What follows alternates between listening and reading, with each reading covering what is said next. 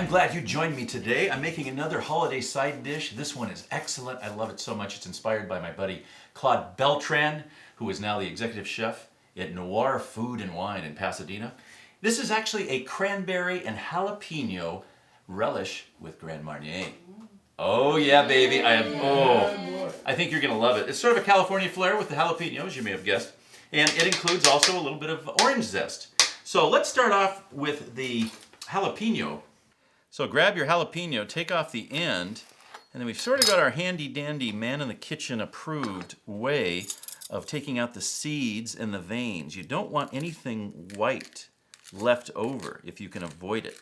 So we use a standard potato peeler and just go in and core that baby out. Get rid of those seeds that you don't need. And the veins too. So we're in pretty good shape here with no seeds. Now, we don't want to use this entire jalapeno. We're going to make this recipe based on about a half a pound of cranberries. So we're only going to use half of a jalapeno for this one. And what we'll do is we will put it into this handy dandy little hopper here. Go ahead and put half in. And you can get these things, they're not very expensive. Come right over here, put it inside, and yeah, fun. Not too much, right? Because if you do too much, you're going to end up with a little bit of a sauce, really. The liquid will take over. So we give our jalapeno a whirl, and then let's just go ahead and put in 6 to 8 ounces of our cranberries right inside. I'm getting them all over the place. And by the way, you want to put these in a colander first, because you'll want to make sure that you don't have any bad or dirty ones or ones that are just sort of discolored. So put them in a colander, rinse them off, and then find the prettiest ones. The purtiest, as they might say. Put this hot back on. You can use a mini processor if you want. And let that go rock and roll. Rocking and rolling, baby.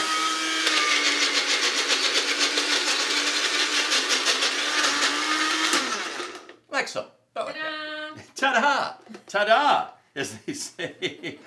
So once you get your cranberry relish to that particular consistency, just put it in a bowl. Just find yourself a bowl, find yourself a spoon, put the relish right in here. Like that. I got a few big ones that didn't quite get completely processed, but we'll get rid of those. Okay, now let's get rid of the biggies. We don't need them in there for sake of demonstration, all right? You want to take the biggies out if they don't all get processed, but you want a relish consistency, okay? You know what I'm doing here. I'm not going to hide anything from you. That's not quite what we wanted, but yeah, you see those jalapenos are in there real nicely, get a little bit of color. That's what we want.